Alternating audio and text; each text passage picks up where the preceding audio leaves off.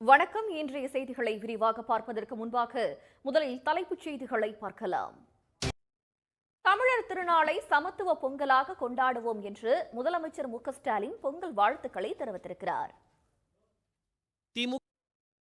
பொங்கல் திருநாள் நாளை கொண்டாடப்படுவதை முன்னிட்டு தோவாளை, நிலக்கோட்டை, மாட்டுத்தாவணி உள்ளிட்ட முன்னணி மலர் சந்தைகளில் பூக்களின் விலை கணிசமாக உயர்ந்துள்ளது. செய்திகளில் தொடர்வது சிறிய இடைவேளை. தமிழர் வீர விளையாட்டான ஜல்லிக்கட்டு பொங்கல் அன்று அவனியாபுரத்தில் நடைபெற இருக்கும் நிலையில் காளை உரிமையாளர்கள் மற்றும் மாடுபிடி வீரர்களுக்கான கட்டுப்பாடுகளை மதுரை மாநகர காவல்துறை அறிவித்துள்ளது. இனி முக்கிய நிகழ்வுகளை துல்லியமாகவும் துரிதமாகவும் வழங்கும் விறுவிறு செய்திகளை பார்க்கலாம். குஜராத்தில் ஏடிஎம் எந்திரங்களில் பணம் நிரப்பும் வேனை சினிமா பாணியில் கடத்திச் சென்ற மர்ம நபரை போலீசார் தேடி வருகின்றனர். 2,13,00,000 ரூபாய் பணம் இருந்த வாகனத்தை கடத்தியவரை துரத்தி சென்றும் பிடிக்க முடியாமல் போனது ஏன் என விவரிக்கிறது இந்த செய்தி தொகுப்பு.